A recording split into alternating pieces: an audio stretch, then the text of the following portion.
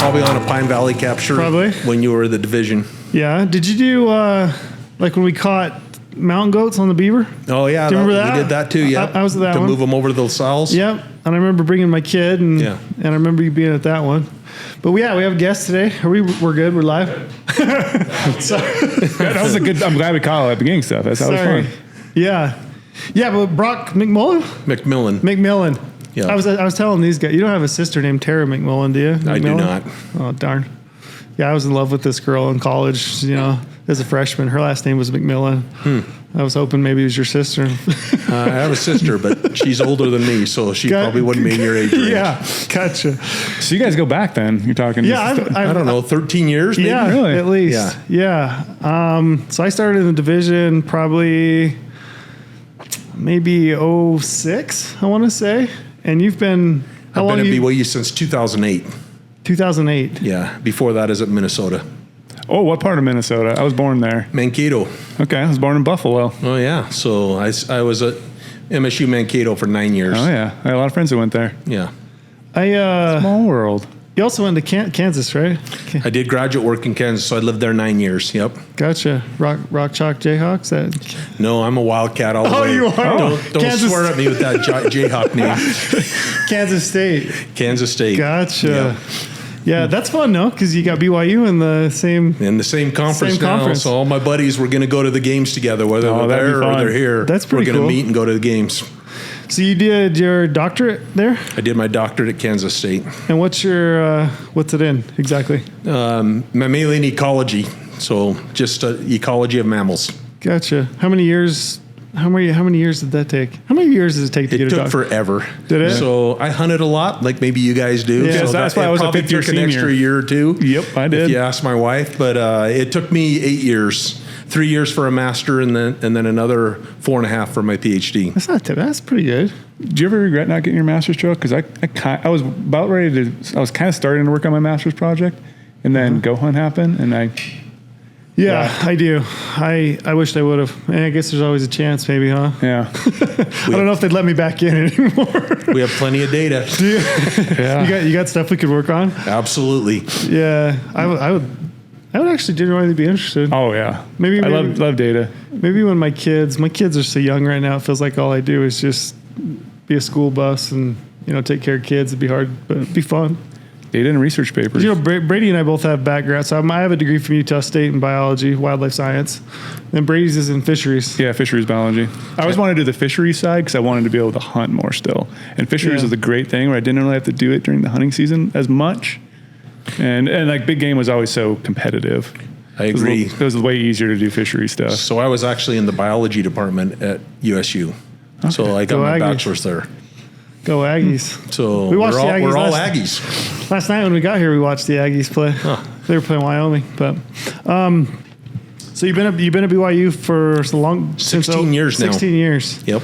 Huh. And you're a research professor? Yeah, professor of wildlife ecology. Okay. Mostly working on what? So my master's degree was on small mammals, and then my PhD was on bison.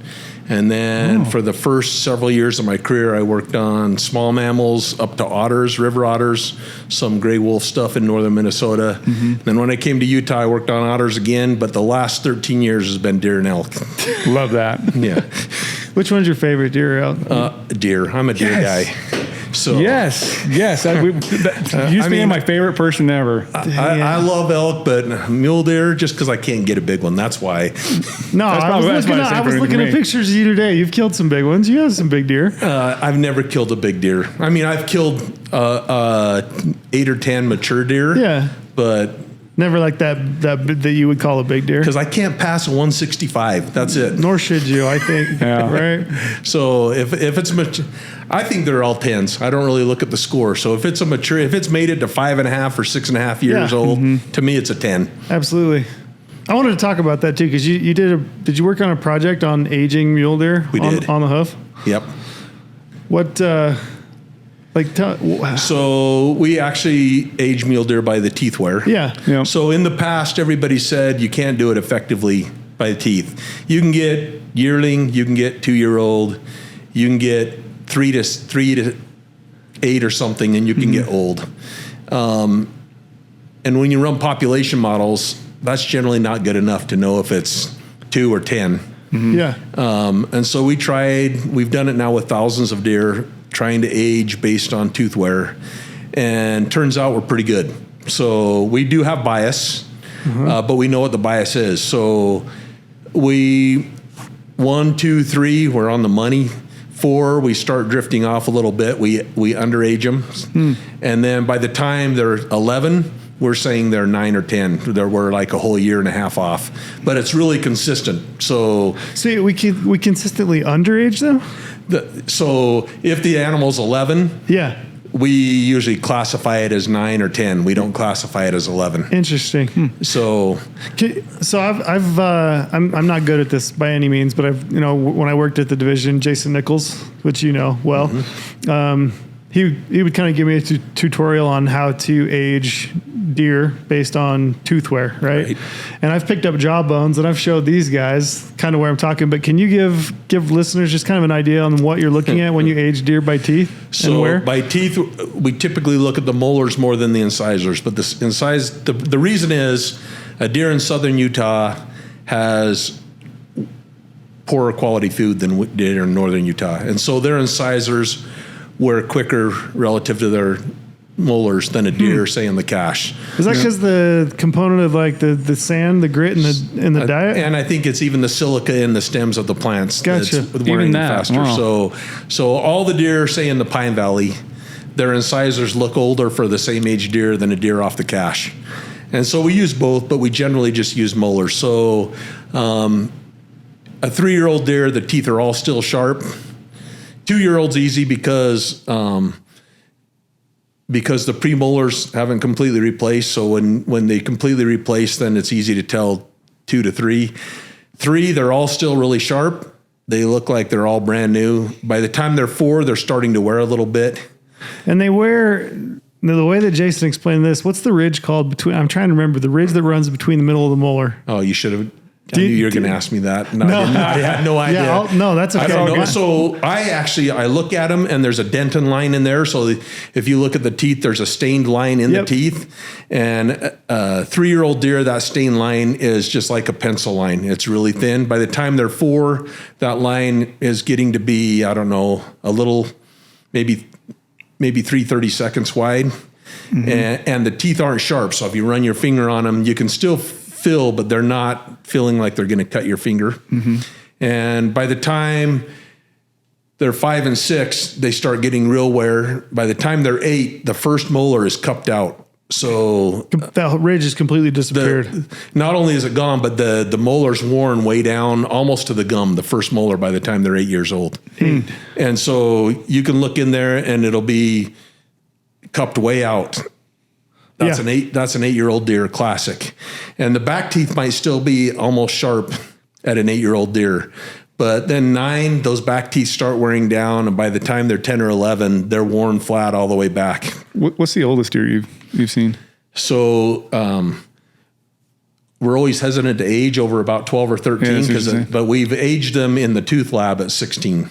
16-year-old The doe or buck? A doe. The bucks don't get that old. They don't. I mean, we have had a couple of old bucks, and if it's a cactus buck, they'll get old too because they never rut. Brady just killed a cactus buck. He had a shot one in Mexico just literally last week. Oh, that's awesome. So cactus bucks don't ever breed. Their testes never enlarge. They don't run testosterone. And so they're always fat. They're never running, and they live longer than that's something we instantly notice is the body size of my cactus buck looked like a deer from Colorado. Right. And it was in Sonora, Mexico. Giant bodied deer. Giant head. Like I thought it would be smaller because it didn't have the testosterone that everything is going to in its body, right? They're putting all the nutrients. All the energy is going to growth, and so they're big here too. So, and they're always way fatter. We're just finishing analyses. They're always bigger. They're always fatter. They always have higher survival. What causes that? Do you know? That's a great question. So some people think that it's partially their diet. Some people think that they've gone through a bout of disease early in life. Nobody really knows for sure. Yeah. I'm sure it's hard to study it too, because it's kind of like how many deer do you think are out there that are cactus deer? So it depends on the population. Yeah. There's quite a few like down on the Paunsaugunt, but other parts of the state, you never see one.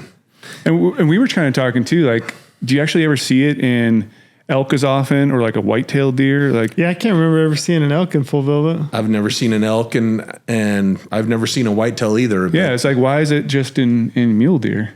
Because they're a weaker species. Come on, Trail. Oh man, don't go there. I battle with Trail all the time on this. Elk guy to mule deer guy. And you're an elk guy, Trail? I like hunting bull. I just like to hunt, but you know, I'll take a big mule deer. You know, nice bull. We're kind of the same, right? But if I had a preference, mostly I just like to bust Brady's, balls a little bit over. He does. Yeah, he really does. I get it. It's just kind of fun because he's a diehard. I think elk are made for bow hunting, and I like to bow hunt. So. I mean, we are kind of in like, it seems like a golden age of elk hunting now, because mule deer populations are, hunting is great. Let's maybe talk a little bit about mule deer populations. Sure. I'm not even sure how to pose the question exactly, other than maybe just like what's wrong with mule deer? Nothing's wrong with mule deer.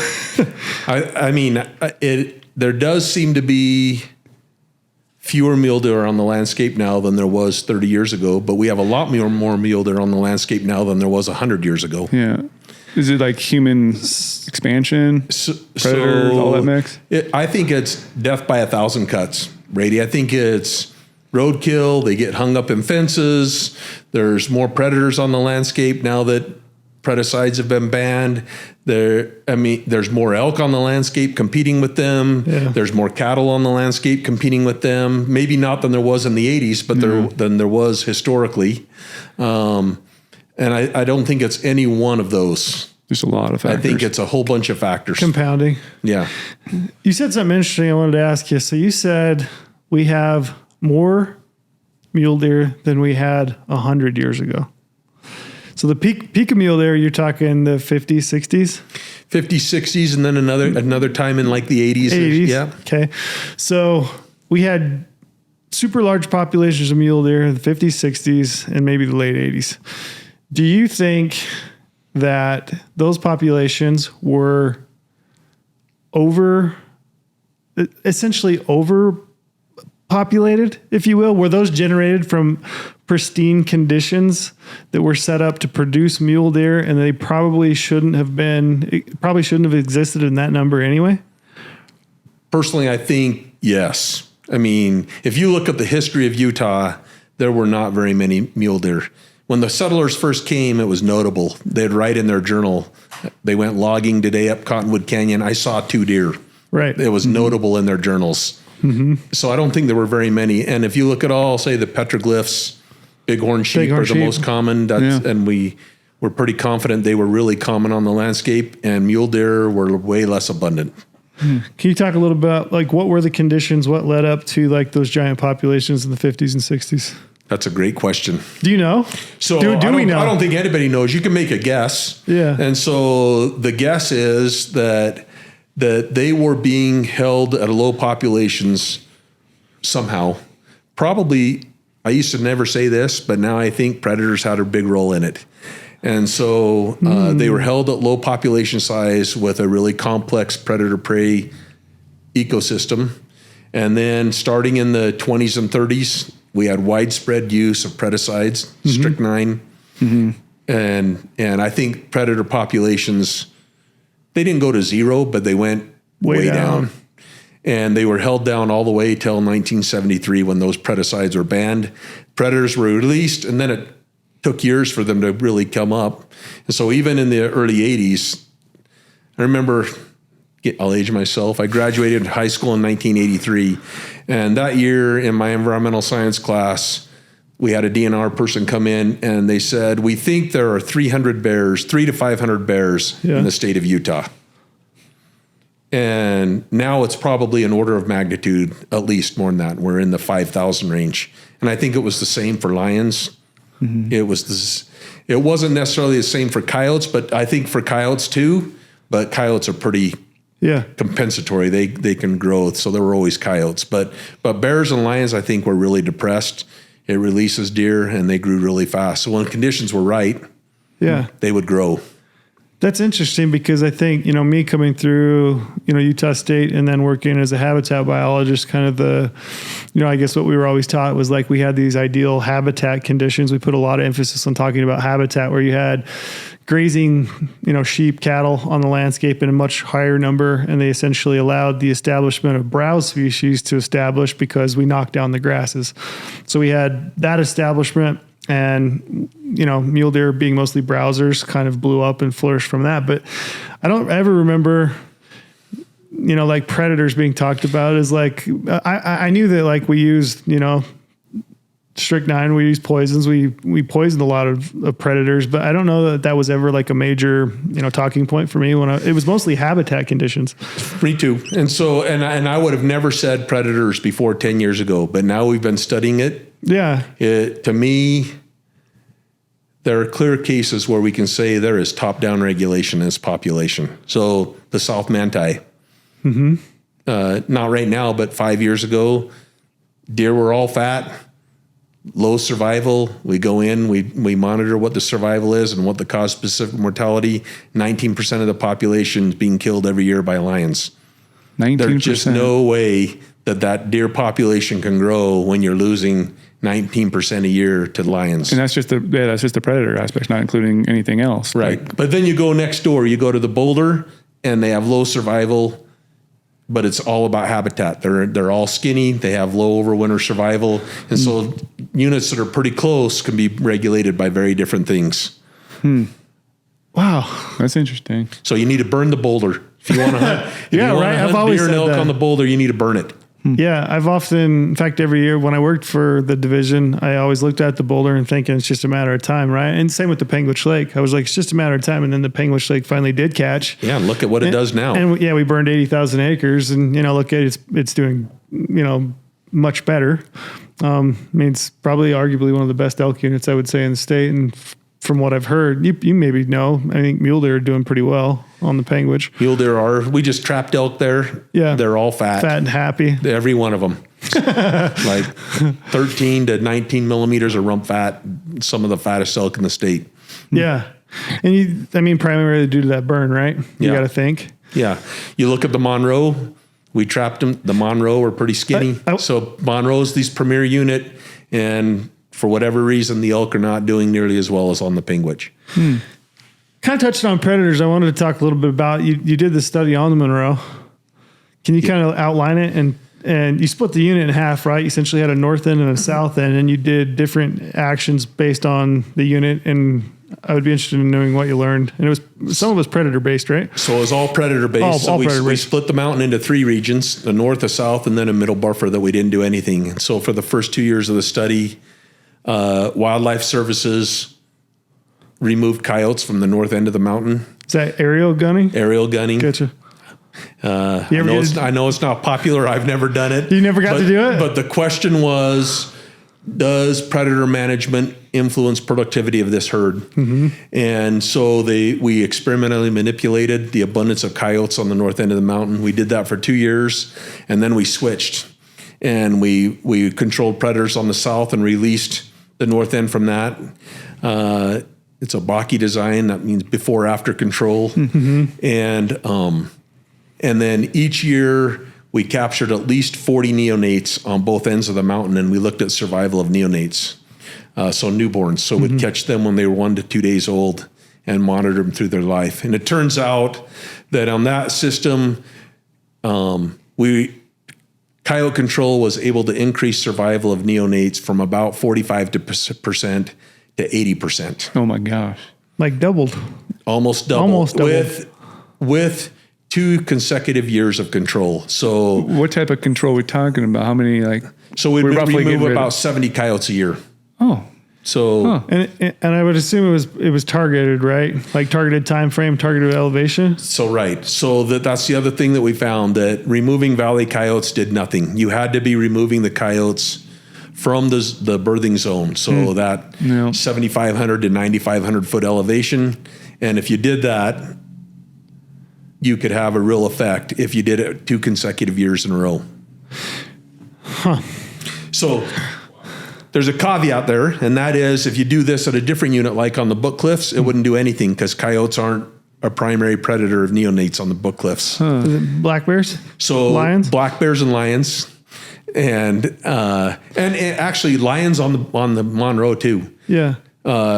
We were losing, I don't remember, boy, that was a long time ago, Trail, but we were losing 15 or 18% of the fawns that hit the ground to coyotes, and we were losing about 15% of the fawns that hit the ground to lions. And you go to the Book Cliffs, and the lions take 15%, and the bears take 15%, and the coyotes are less. And you go to the cache, and there's hardly any bear take. Mm-hmm. Lions maybe take 10, 15%. Coyotes take quite a few, but then you control there. And so this is the cool thing that we've learned. Every unit Is different. That's right. And how do you figure that out? How do you know? Because we have adults collared. Gotcha. Okay. And we look at survival, and then every time an animal dies as soon as that collar doesn't move for 8 hours, we get an email, and that email says, I'm dead, and here's my GPS location. And then we make an effort to get to it within 48 hours of death to determine the cause of death. Okay. And so we've been able to now classify 1,800 deaths of adults, and we've done this with about 700 litters of neonates, and we've classified all the deaths of those neonates. And so we can look at, is the deer fat when we catch her? Mm-hmm. What's her survival? If she dies, why does she die? What's the size of the offspring when they're born? How does that relate to mom's condition? Mm-hmm. And then if that offspring dies, what caused its death? It's fascinating stuff. It is really interesting. It's so good. And we've done this now for about 8,000 deer. That's a lot. And elk, right? You've done some elk as well? So yeah, we just collared 201 elk. So when I say we, I need to put this in here. Yeah, throw it in there. This is a big we. So I don't want to make it sound like it's my stuff. It's myself. It's Randy Larson at BYU. It's Dax Mangus at the state of Utah. It's Kent Hersey, the big game project coordinator at the state of Utah. It's all of these sportsmen's groups, like they're putting on the expo here, that provide matching dollars for Pittman Robertson. It's even the average hunter that pays Pittman Robertson tax on his ammunition or firearm. Yeah. So it's a big we. I'm one cog in the big wheel machine. Do you know, are other states doing similar types of studies at all, or is this kind of a Utah thing? Like, are we out ahead of it? I'm not going to say anything bad about other states. No. But Utah's doing more, you think? In general, Colorado and Wyoming do quite a bit of collaring. Yeah, you see a lot with the migration stuff in Wyoming. The migration stuff out of the Monteith Lab and Matt Kaufman over in Wyoming, and a bunch of people in Colorado as well. Some of them have the collaring efforts similar to ours. None of them have the cause-specific mortality, to my knowledge, similar to ours. So to me, that's an important piece. Not only do we need to know survival, we need to know why they're dying. Mm-hmm. Yeah. So it sounds to me like we're starting to tease that information apart, right? So you're collecting enough data that you can look at almost like a unit-specific basis. Like, what are the bottlenecks? What are the limiting factors on this unit? Yep. Are we moving, to your understanding, to a point where we're starting to implement management or hunt strategies based on the information that we collect? I would say that, yes, that's exactly why we're doing it. So when we were able to see that the South Manti was being limited by top-down predators, the state of Utah came in and they doubled the number of lion tags that they allocated. Now that's a moot point now, but at that time it was very important. They doubled the number, and within 2 years, survival went from high 60s, low 70s, all the way up to high 80s. Oh, okay.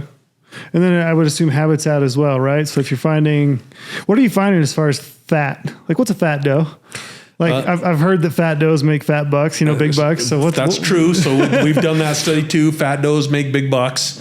And so we do what's called IFBF, or ingestive free body fat. And it's a formula, but really the primary driver is the thickness of fat on the rump of the animal. Uh-huh. And so a fat doe on the cache may be 21 or 22 millimeters, almost a full inch of fat on their entire rump.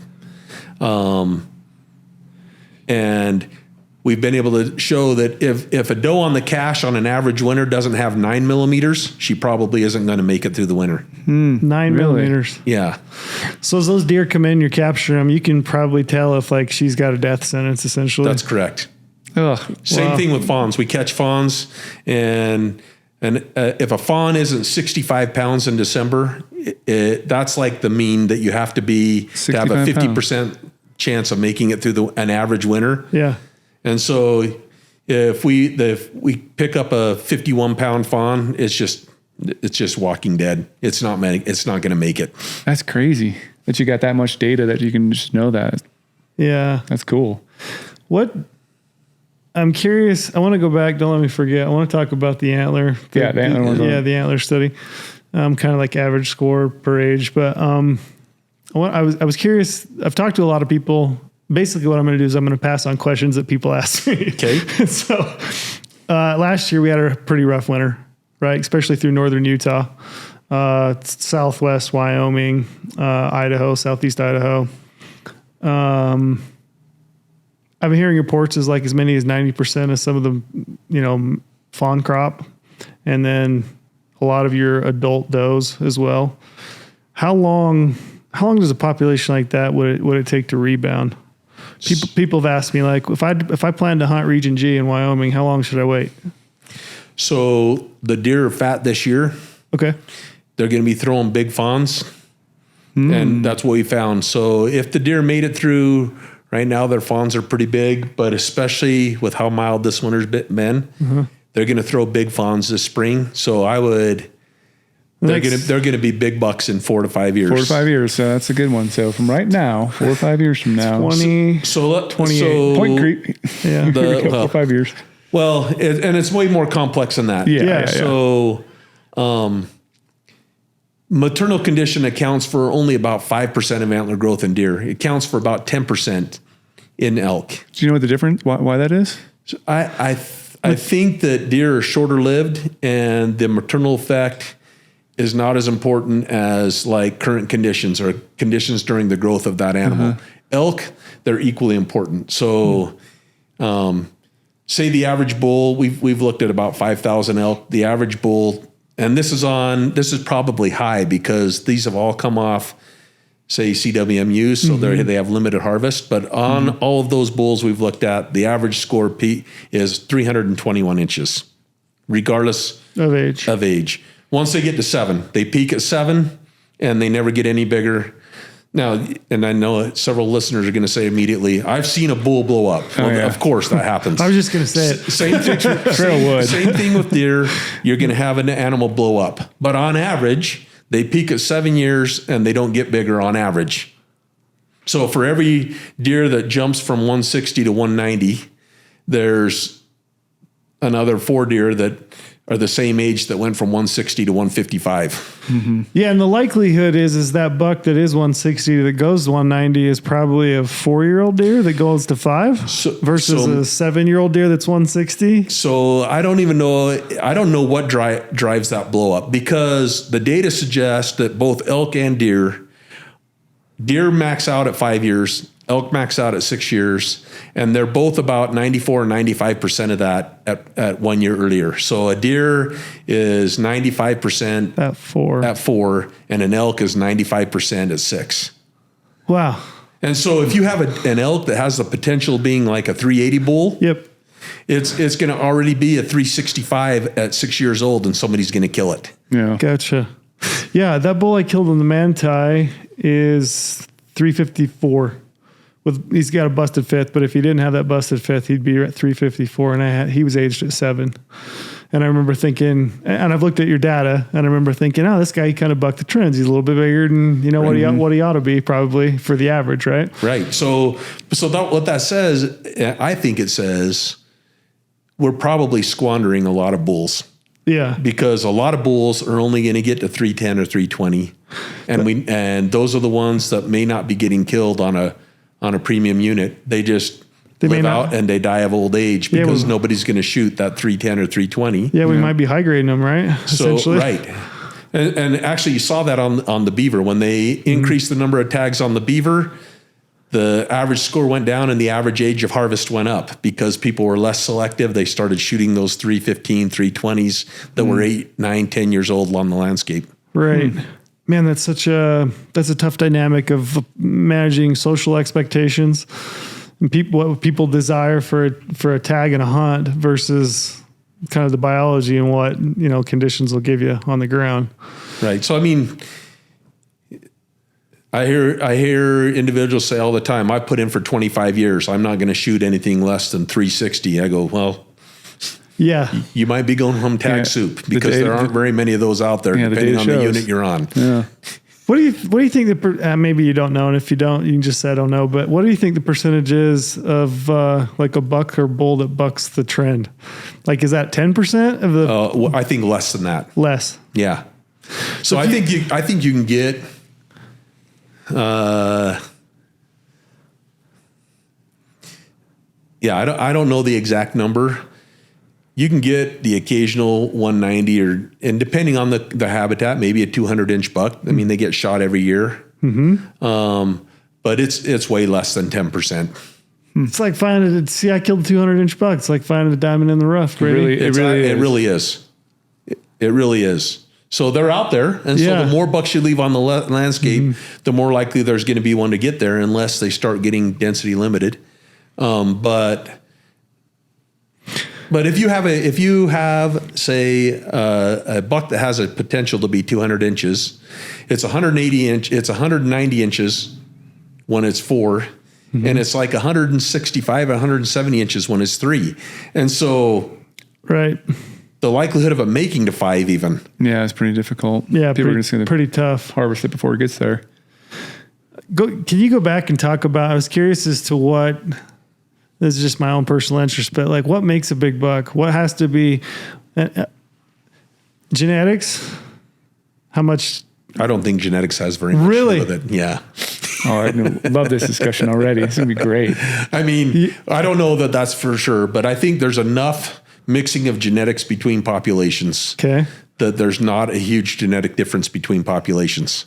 I think it's nutrition, nutrition, and nutrition.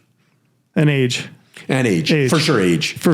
Yeah, for sure age. I mean, I thought that was a given. But age and then nutrition. And not only nutrition of that animal, but nutrition of its mom. So for an elk, the nutrition of mom when that elk was in utero is just as important as the current year.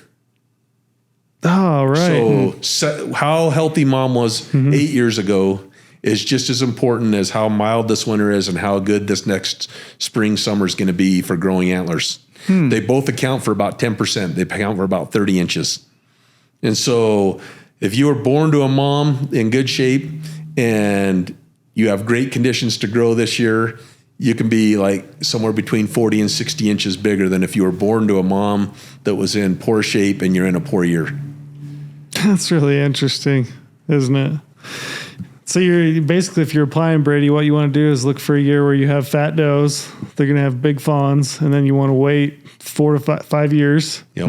That's when you want to be on the landscape and hope one of those fawns made it through. Is this that same information? Because I read this the other week, and I was just reading in today the paper, Long Lasting Effects of Maternal Condition on Free Ranging Cervids. So we did that paper. That was Eric Freeman. He's now a biologist in southern Idaho. Yeah, I know Eric. Yeah, he's redhead. Yeah, he's kind of a strawberry blonde head. Yeah, he's super sharp kid, good dude. And that was some work out of our lab. Yeah, because I really liked that one. I read that one multiple times. Like I said, there's a lot of data. So, and you can see on the graph in that one that the maternal condition is about the same effect in elk as current year, and for deer, maternal condition only has about half the effect of current year. So the current year is more important for deer than it is for elk. Yeah, because it's probably depending on their diet, right? Because a deer is more of a specialist than a generalist, and an elk can eat a lot of stuff. So, and so even when you say there was a lot of browse, that was probably true, but I think even the sheep ate that browse. Yeah. I don't know why there was so many deer then. I'm really fascinated that you're talking about predation. And I think it's cool work that you're doing because I've always been I've always kind of leaned the other way. Like, I think this is more of a habitat, more of a expansion, human population expansion, we're cut off migration corridors. And I've kind of been like, I don't know that it is necessarily predation. So it's interesting to hear. So I'm not saying it always is. I'm saying it can be. It can be. Right. So I think the things you just talked about are really important. But in certain units, it's clear that that's what's affecting it. And so I do not want to tell the story that that's what it is everywhere. We should go scorched earth on predators. In fact, our data say that killing a coyote in the valley or out in the desert does nothing at all. It has to be targeted. It has to be targeted in this fawning zone. Coyotes don't have an effect on adults. None. Okay. They take a few adults in the late winter, and it's our data suggests that the animals that they're killing in late winter are the exact same ones that are going to die of starvation anyway. So they really have no effect on adults. Okay. They only have fawn that first 16 weeks of life. Okay. Do you know much about coyotes as far as like their biology? Is it true what they say that if, you kill a coyote, essentially, the females in the area, the territories will just produce more pups and they'll fill in those territories? So there is pretty good evidence that that's called compensatory reproduction. Yeah, I was trying to come up with the name, but there's pretty good evidence that if you depress the population of coyotes, they can exhibit compensatory reproduction. They increase their average litter size and they have more pups. Interesting. Isn't that wild? Yeah. What is that? Do you hear that? Somebody trying to get in the front door. My bad. Sorry. Anyway, I was just wanting to make sure that somebody wasn't trying to get in. And then so one thing you said is that you can impact survival rates for a 2-year period. If you find a unit that population growth is being limited by, say, coyote predation on neonates. Yeah. Then yes, you need to do targeted coyote control for at least 2 years to have a significant increase in survival. Oh, so at least 2 years. At least 2 years of control. That's correct. And then how long is the impact of survival post? Do we know? So there does seem to be a little lag effect, but not much. They fill in pretty quickly. Okay. But if the population can get ahead of the predator population, then I think they're fine. It doesn't really matter. Yeah. So what happens is, say on the Chalk Creek, a couple of years ago, we had a bad winter. We lost 75% of the deer. We didn't lose any of the lions. And now you get what's called a predator pit because there's still the same abundance of lions on the landscape, but there's only 20% of the deer that are there. And now they can't recover because they're in this predator pit. Yeah, they can't. But can't once the deer get ahead of the lions, then they're generally fine. The lions aren't going to take a significant portion. Huh? What do you? We're talking predation, talking lions. What do you? Do you have an opinion? Weigh in on Colorado and kind of what they're proposing right now, as far as like eliminating lion hunting altogether, bobcats. What are your predictions as far as what that's going to do? I have no idea. So we have some evidence trail that mature male lions can regulate the population of lions. So I think what we do in Utah may be too much, exactly wrong. Mm-hmm. And by that I mean if we're going out and removing only the mature males, we put the lion population into what's called MSY, or maximum sustained yield, and so they're just pumping out lions. Whereas if you leave those dominant males on the landscape, they can control. We have this right on Timpanogos. We have a bunch of lions collared, and we know in one canyon there's been a couple of reproductive events, and toms have come in and killed the whole litters. Yeah. And so you have those mature toms. I think they control the population. They control the population, but if you remove them, the population can really dramatically increase. Yeah. And so I don't know the answer of what's going to happen in Colorado, but I think something like that is better than dabbling. If you're going to, we've been able to show that lions can have an effect. If you want to do something, in my opinion, you'd really need to hit the lions hard. You can't just dabble. Right. All in or not. And I'm not saying remove them all. Yeah. And I hear people say all the time that we're just wiping them out. Mm-hmm. Yeah. We tried that with poison for 80 years, and we weren't able to do it. Removing a few is not wiping out the population. Yeah. That's interesting that you say that, because you probably know Clint Meekum, and hopefully his family won't mind me, throwing his name out there in a hat. But that's what he always told me, and that guy spent more time with lions than anybody I knew, and that's what he always said, is that he thought, having older age class males on the landscape was a good thing, because it essentially kind of took care of the lion population as a whole, because there wasn't this expansion of like younger, juvenile lions cruising the landscape and killing deer. He's like, those big lions will kill those. They kind of regulate it. So I think Clint and McLean probably know as much about lions as anybody. Yeah. And rest his soul, Clint. Yep. I mean, a great guy. But I think that's true. And the other thing that we've been able to see, we're looking at food habits, and it appears that once a male gets to 4 years old, they kind of switch over to elk too. They don't even hunt deer anymore. Really? So these big toms, they get more bang for your buck. They get more bang for their buck, and they're regulating the population. So I don't know if this is all true or not. This is speculation based on, 30, 40, 50 collared animals. Yeah. Man, there's a lot of dynamics, huh? A lot to think about. Do you have something you're going to say? I was going to jump over to something. Yeah, do it. Because I kind of want to jump back to like antler size by age. Okay. And as that graphic in that paper, you said you guys, animal had one more year, how big would it be? And basically 4,500 deer were sampled in 5 Western states. Average deer only reached 171 inches. And that's on basically limited entry units. Yeah. So this is highly selective harvest. I would say on a general season unit, that's not even true, where you're harvesting a larger percentage. Yeah. I would think that it's probably closer to 160 at best is the average size max of a deer. And that's what's crazy, because everyone thinks, we kind of like pass up those deer. Right. I hear people say all the time, give that deer one more year. Give it one more year, it's going to blow up, but data suggests that that's probably not going to happen. It just makes me feel good that I've killed a couple big ones on a general season. I know, right? It's like I feel like I hung the moon. If you're sampling 4,500 deer in 5 Western states, and the average is 171 inches. Yeah. And once they hit 5, they're actually not. Scenario. Yeah. So, I mean, that's not a general season unit. That's in a selective harvest scenario. That's interesting. Yeah, that's pretty crazy. So, I mean, I've killed a lot of deer. I'm king of the 160s. So it means you're doing something. You're doing pretty well. It sounds like you're killing 5-year-old deer.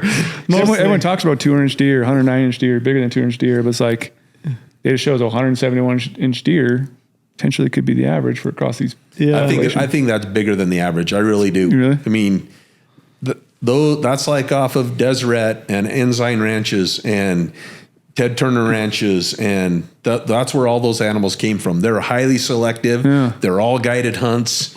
They're selecting the cream of the crop, and the average for the cream of the crop is 171 inches.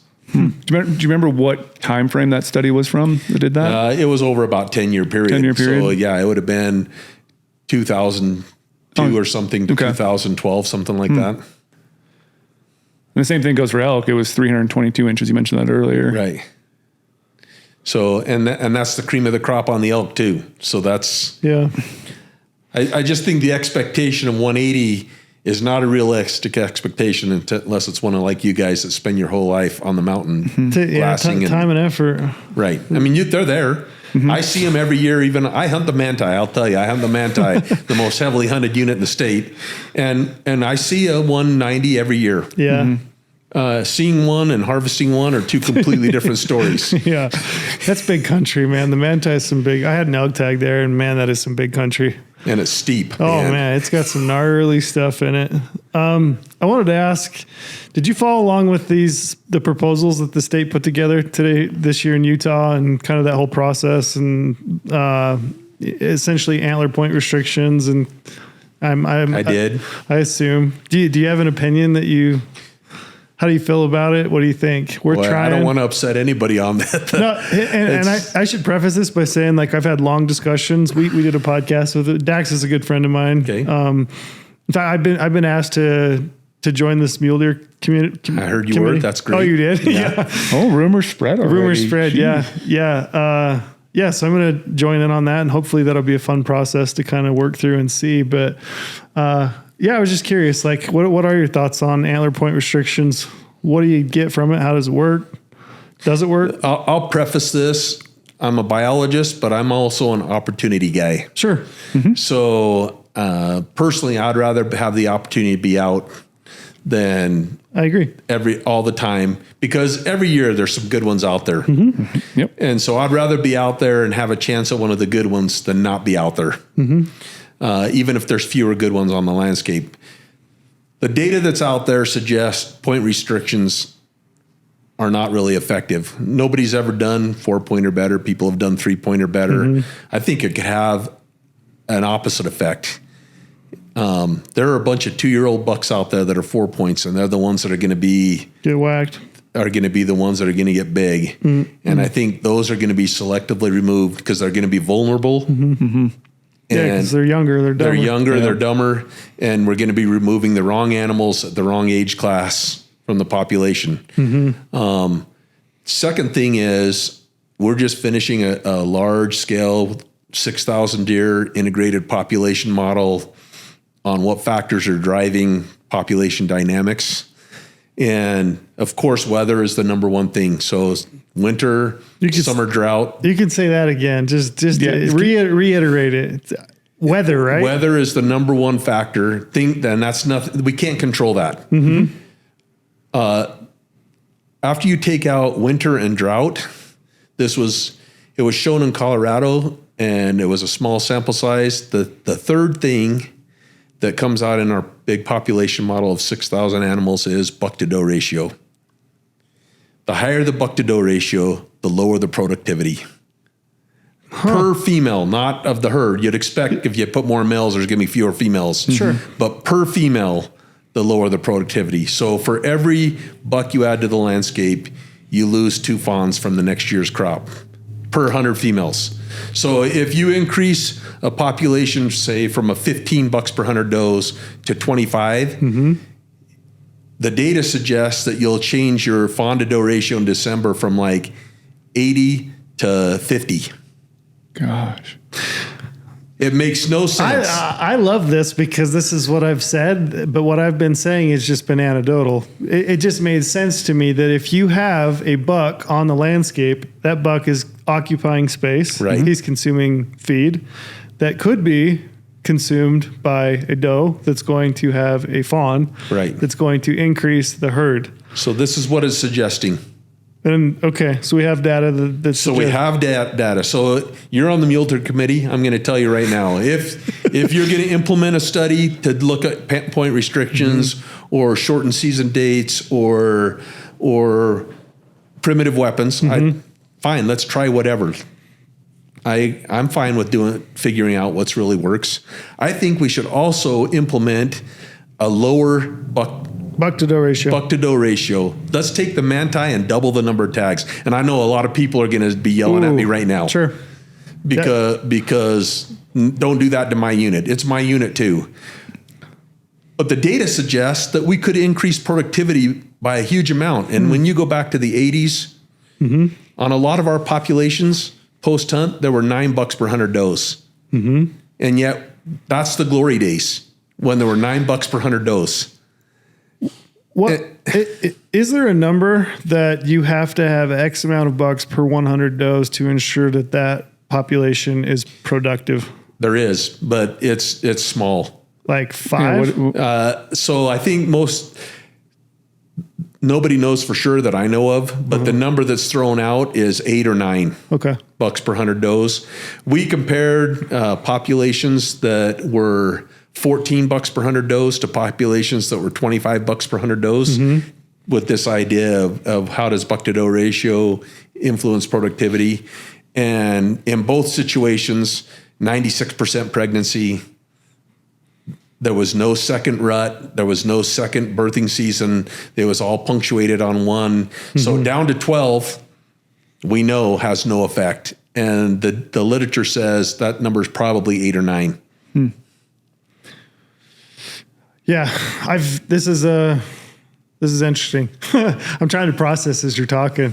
It's like trying to have a conversation while well, it's counterintuitive to me too. I mean, it really is. It is. And I've talked to a number of people that wholeheartedly believe that, the more bucks per does that you have ensures that your bucks, the bucks that are doing the breeding are of a more stratified age class, that they're more healthy, that, every single doe is being bred, but to me, I've always thought it would make sense that if you opened up space, if you removed a buck from the landscape and opened up space and feed for does and fawns, that population would, reproduce and build. So it's interesting to see that we have data. So the data say that they're all going to be bred and they're all going to be bred on time. Yeah. Now there might be, if there's genetic differences among the deer, and I'm not sure there are significant ones. The populations are pretty mixed, even within a population. I'm not sure one buck has significantly different genetics than another. They might. And so, yeah, there's a potential genetic effect if it's not the one with the best genetics that are doing the breeding all the time. So I'm not saying that couldn't happen. It could happen. But nothing that we can measure illustrates that. Right. Man, that would be wildly unpopular to take a buck-to-doe ratio down to 9. Yeah, the public within would the think state, of that. But it might be one of those things that's like, maybe that's a necessary evil for a few years, if you will. But if your fawn to doe, so back in the 80s, Trail, fawn to doe ratios in this state were in the 80s to 90s every year. So December fawn to doe ratios were 80 to 90. We never get that now.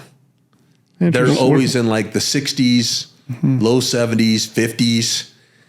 What's different? And so if we did that and fawn to doe ratios went back up to 90, that's 30 extra deer on the landscape for every 100 animals. 15 of those are bucks. Right. So in a unit like the Manti, where there's 5,000 females, you're going to add an extra 1,500 bucks every year onto the landscape, or 750 bucks onto the landscape. Yeah, that's almost exactly 180 though from what kind of the intent of a lot of these proposals 100%. Are based around, because all the proposals are based around increasing buck-to-doe ratios. So limited weapons, shortened seasons. None of those are, in my opinion, population-based management tools. They're all tools based on buck-to-doe ratios increasing. Tools for everybody to see more mature bucks. Sure. And I'm not against trying them at all. But if we're going to try it, let's try the one that the biology says works too. I love that. I'm here for it. That's a great idea, actually. Yeah, if we're going to do one, let's do one for one and see what happens. Yep. Yeah, let's shorten seasons and go, primitive weapons, but then let's also just open up a unit and double the number of permits and see what happens to the recruitment the next year. Right. Yeah, that's interesting, Brock. You kind of got me thinking now. Time for you to voice your thoughts on that. Yeah, we'll find out how it goes. Are you on that committee? No, I'm not. Okay. Randy is. Randy. So I think I'm going to come and present deer data to the committee, but I won't be a voting member. Gotcha. So do you know, I don't even know. I'm trying to figure out, I don't even know who's on it yet. I was looking at the email the other day and it looks like I was blind carbon copied on it because I was hoping to go through the emails and see who else was on it. Everybody has been. So I don't know. I know you're on it. I know Randy's on it. I know, who else do I know? Mike Christensen's on it. Okay. Gotcha. It'd be interesting to see when we show up. I've heard rumors, so I don't want to throw other names out there of who else might be on it, but it should be a great committee. Yeah, sounds like I don't know, when Dax called and I started talking about it, and I went home and talked to my wife, and I was like, I think I'm gonna have to be if I get put on this committee, but I have to be in Salt Lake and be away from the family and stuff. But I think it's such a just personally, I'm so interested in mule deer, and I'm interested in the longevity of opportunity hunting. Absolutely. Specifically for my kids and just, the generations to come, that I'm really genuinely looking forward to the opportunity to participate. I was on the last one and I thought it was a great experience. Awesome. So, it's where we really decide how we're going to manage mule deer for the state and where we're going to take the population. Yeah. I was curious. You talked about predator management. We used 1080. We killed a lot of coyotes, killed a lot of predators. Is that if we kicked around the idea, is that feasible that we could ever use that again? I think right now it's federally banned. Okay. So I think poison can be used in really specific circumstances, but as a general tool, it's not available. Think of alternative methods. So, and again, I would only be in favor of something like that in areas where we've demonstrated that that's the limiting factor. Sure. I mean, I'd much rather, like you, I'd much rather see us burning the boulder and doing these habitat treatments. The other thing we've learned is that the summer habitat is probably more important than winter habitat. So doing habitat treatments on summer range is really critical. That just breaks my little heart, my little habitat heart, all the millions of acres I did on BLM and state. I don't want to say that's not important because we've been able to show that they lose fat slower on habitat treatments in the winter. But the number one driver of deer survival is how fat they are coming into the winter. Yeah. Which is where your summer range becomes important. I say that in jest. I was just kidding, but I know they're equally. I know that they're both important, but I think it is good that we are acknowledging kind of the limiting factors when they need that fat, coming in the winter, and then we're now looking up the mountain because it makes sense. It's the next logical step. Right. If you're going to improve it, you can't just improve one part of it and hope for the best. You got to do both. Hopefully, the Forest Service will just let us do a little burn, huh? Yeah, well, I'm not getting into that either. cut through the red tape, right? Yeah. Seems like it seems hard to do it a lot of times. Yeah, but I mean, I think there's progress. I think it's going to happen in some of these units. Yeah, I agree, and I hope so. I get one. Yeah, I want to jump something else. Yeah. So we talked a lot about like data, research papers, all this research that's going on. Like I've done some little articles before about how I go about trying to find these papers and research stuff by using like Google Scholar and trying to then hit a paywall. I got to pay for certain papers. Like, what is the easiest way for general public to consume all these papers and data that's been published out there that could be publicly available? Is there an easiest way to do it, or is it just do it once? There's easy, but that's exactly why I'm here, because I was telling Trail that I'm not.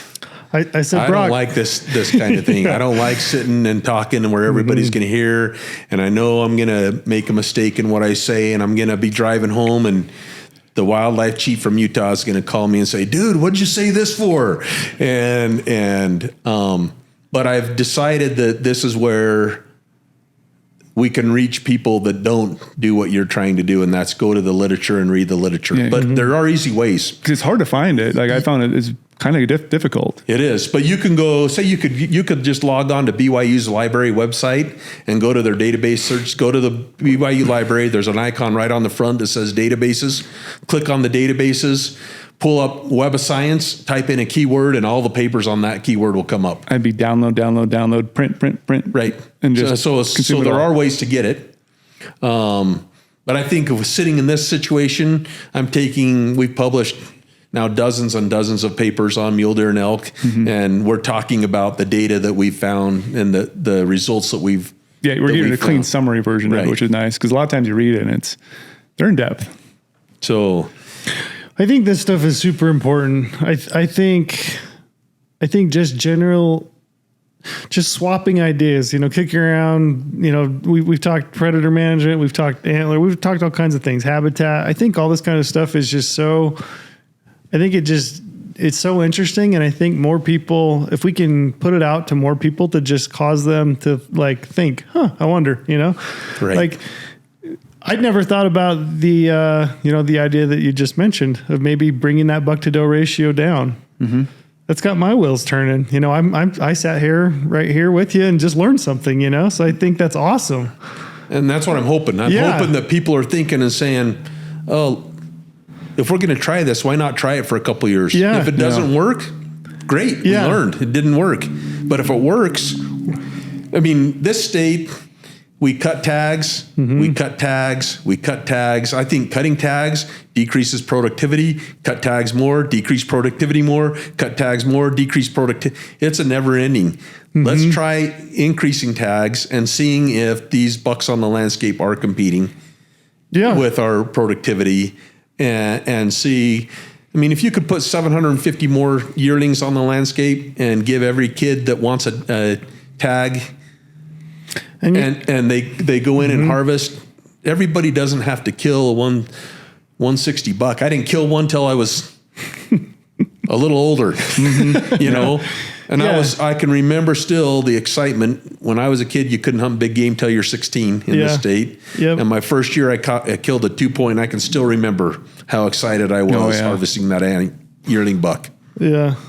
One thing that I get asked, maybe you can speak to it. I thought maybe I saw a paper that you could either written or contribute to is the correlation between elk and mule deer.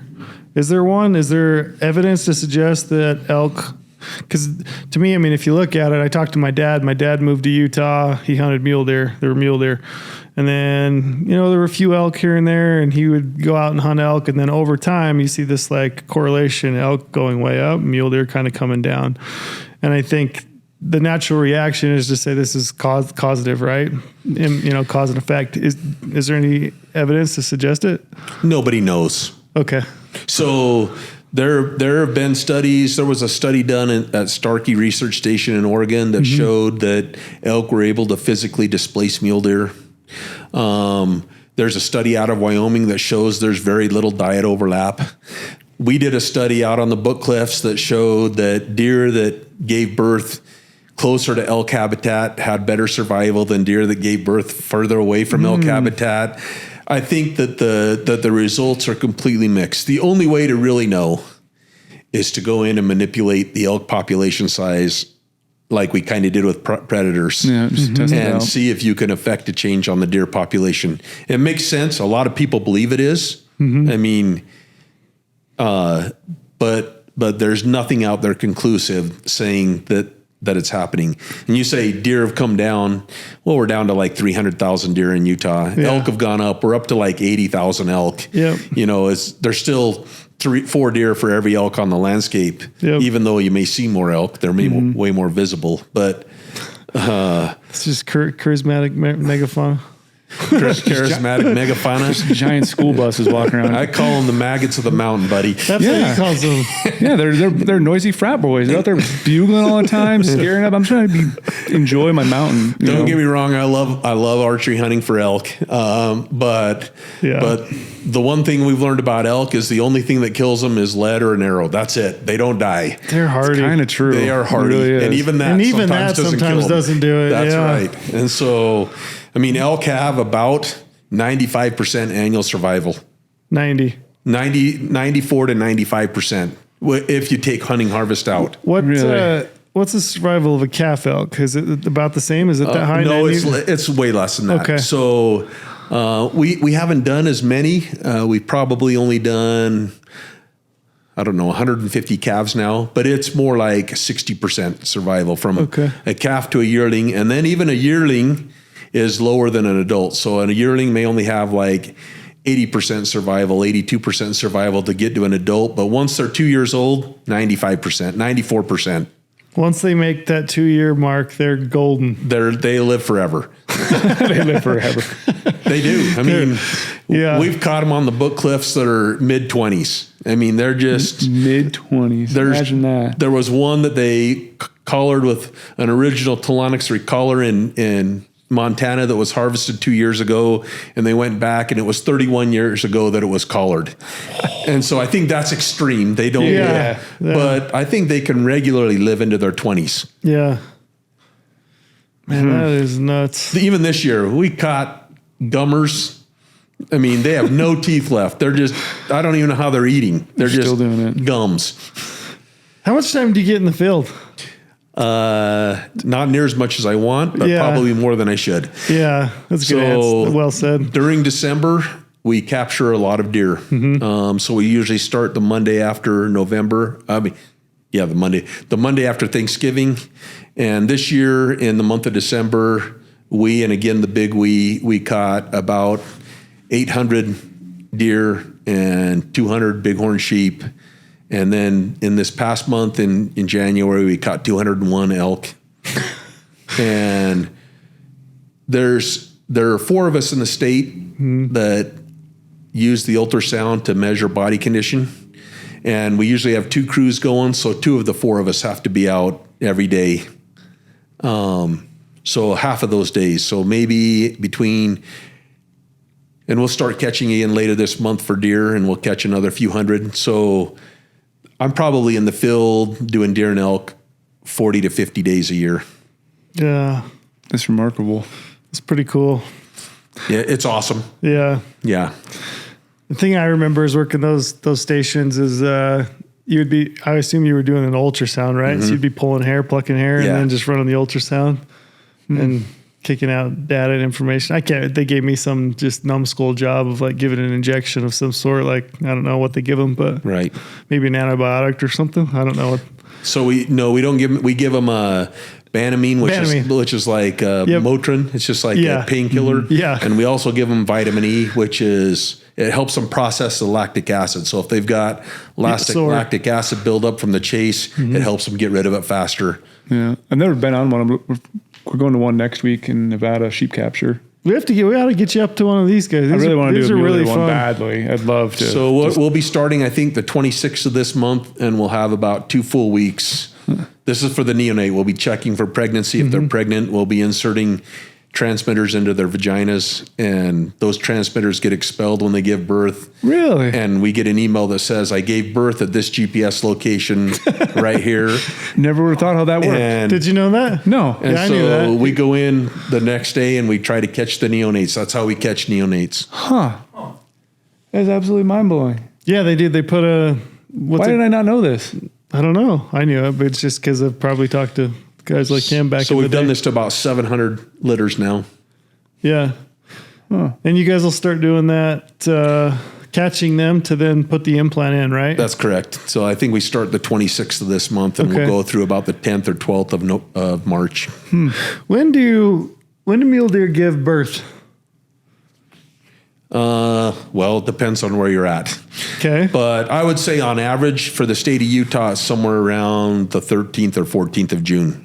Okay. It is earlier as you go north, which is a little counterintuitive. Yeah. And it's later as you go south. So maybe on the Cache, they're giving birth on average the 7th or 8th of June. And on the Monroe, it's more like the 16th of June, and maybe the Pine Valley is like the 18th or something. So there's about 10-day variation through the state. Do we know anything about the areas that they select for birth? As far as habitat and slope? So typically, we're just publishing a paper on this. Typically, mule deer, not always, but they tend to give birth on southeast facing slopes. Okay. And they give birth first thing in the morning. In the morning. Not at night. I mean, this is in general. Yeah. I mean, you have some that are born at any yeah. time, but in general, they give birth in between like 6 and 9 a.m. That's the peak. And they're on southeast facing slopes. And I think that's so they're exposed to the sun. Yeah. The offspring can dry off quicker. Yeah. They warm up easier. They stay warm. It's like a predator thing too. I wondered that. Does that heat the ground heating up to spell some of the scent a little bit quicker? I don't know the answer to that. And deer are very different than elk. So elk will give birth, and about 4 to 5 hours after elk gives birth, she picks up her calf and moves it about 300 or 400 yards. Gets away from the scene of the crime. Gets away from the scene of the crime, and then it'll stay in that general area for the next day or 2, 3 days. Huh. Deer, they stay wherever they gave birth pretty close. Yeah, why is it the big difference there? I wonder. The other thing the elk will do, this is crazy. On the Book Cliffs, a cow elk, she'll be up on the top in that summer range, and we'll be looking at her on the computer where she's at. I can look and see where they're at every 2 hours. And all of a sudden, she'll pile off. She'll move 13 miles clear out onto the sagebrush desert. And give birth under a lone cedar tree 13 miles from where she lives. And she'll be out there for like a week, and then she'll bring her calf back up onto the top of the mountain. Not all of them do that. But some do. But some do. And you're just going, that's got to be like an anti-predator behavior, that I'm moving this thing off I'm of getting this. it out of the scene. Yeah, how did it learn that, and why does it go so far? It's so cool. But yeah, so on elk, when we get that VIT notice, we try to go in. Usually, you hear people say, oh, they're going to abandon their offspring if you get human scent on them. We've never had that happen. Not the case. Not the case. But it is possible if you go in before they imprint, but they only need about 3 or 4 hours to imprint. So by the time we get a notice and we get ready and we go in, it's been 4 hours. So if the offspring is dried, they've already imprinted to their mom and it's fine. We've never had a single problem. So you guys are you taking photos of these sites too to look at like habitat elevation? You're talking about slope aspect. We have all that. We have to take a GPS location of all of them. And that's how we know that for deer, they tend to be on southeast facing slopes. And we know what time we get that vid expulsion, so we know what time they're giving birth in the day. Does that come in an email or text message? It comes in an email. Really? Yeah. So it must be so exciting to everybody's on alert that week, right? Like everybody's waiting for them. So yeah, you're checking multiple times a day. Yeah, every day. So about in deer, I'd say 80% of the births happen in about a 10-day window. Gotcha. We have a couple early ones and a couple late ones, but usually, say on the cache, they start giving birth about June 1st and they're basically done by the 15th. Is that for elk also? So, because elk, everybody talks about the second rut. So you've got the primary rut happens in September, all the elk get bred, and then you've got the secondary rut, so those late cycle cows. Is that the case? Are there calves being born later into the summer? Maybe. Okay. So we have very little evidence. We have no evidence of that in deer. Okay. So I hear people say all the time that, what about the second rut? We have a single peak and all the bursts happen around that peak. Elk are spread out more. And it's dependent upon the condition of the females. So the better condition the females are, the more truncated or punctuated the birthing is. And the poorer the condition the females are, the more spread out it is. And I think it has more to do with them coming into estrus than it does maybe a second rut. So I think that they have to be in a certain level of condition before they'll ovulate. I never even thought about that. And so if they're all in really good condition, they all ovulate at this prime time and the ruts are really punctuated. Man, the rut's on. Yeah. And if they're really in poor condition, if it's a bad year, I think that rut gets spread out more so it never goes off as hard. And in fact, it may not go off as hard, period. On the Book Cliffs in a bad year, we only had like 56% pregnancy in elk. Deer are always pregnant. Yeah. And then the next year that was a good year out there, 87% were pregnant. And so you go, oh, the rut never really went off this year. It didn't. Only 50% of the cows got bred.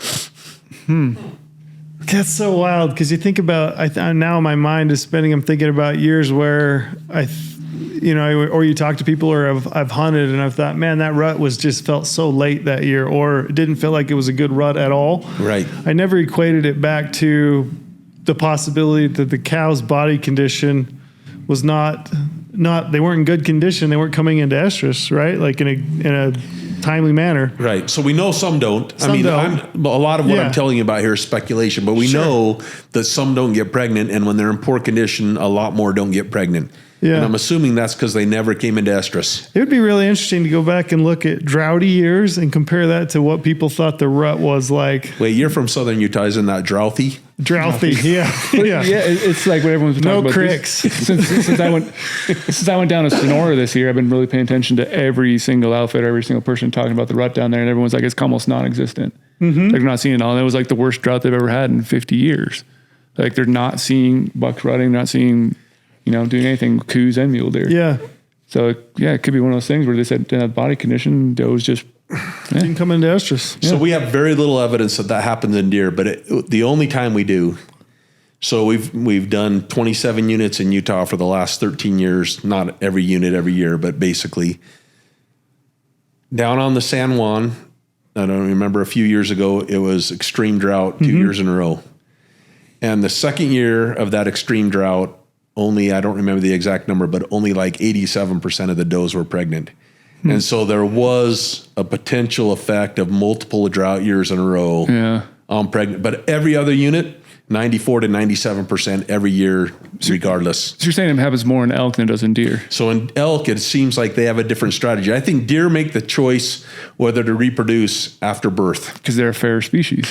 and elk make the choice at time of getting pregnancy. So this year on the LaSalle Mountains, after last year's winter, literally 18% of the does walked away from their fawns after they gave birth. Wow. We've never seen anything like it. Yeah.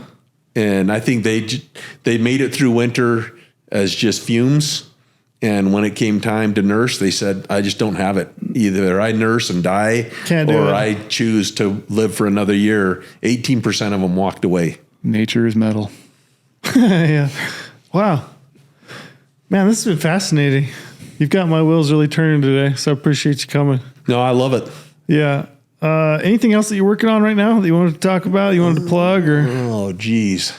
I'm sure there's nothing else going on, right? No, we're just doing, we welcome anybody to come to the captures. So you guys want to come to the captures. I think the division, so we do this in coordination with the division. Again, I want to shout out, I think Utah's Division of Wildlife is excellent. As do I agree. And I think they are proactive. Yep. They adaptive manage.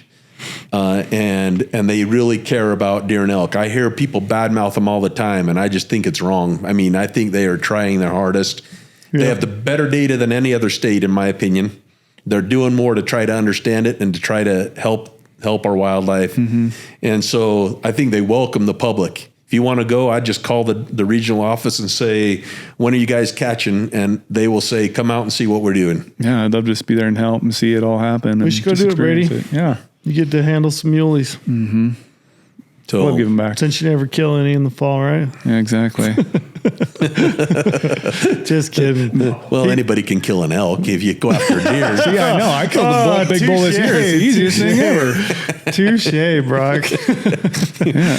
But I will say, we've had a lot of guests on, and this is probably my favorite podcast literally of all time. Oh, I appreciate that. And we could probably keep talking for hours and hours, but this is a lot of good information, a lot of really in-depth stuff. And it's going to make me want to go back and listen to it and write down more notes. Because like the trail said, I'm thinking the whole time. I was like, yeah, trying to soak it all in. When we were kicking around ideas of coming to the expo and doing podcasts, I think somebody had asked within Slack, they said, I posted it. Brady had posted one of your posts. Instagram. And I said, I know Brock. I said, we could have Brock on. I think I was like, Tro, you've been hiding this gem of a person from me for all this time. I think Brock would come on the podcast. So then I hit you up, and I was really appreciative that you were willing to do so. So I'm always hesitant, but I'm happy to do it because I think it's really important. Mm-hmm. I think the more people learn, and I'm not saying we're always right. We could be wrong on some things.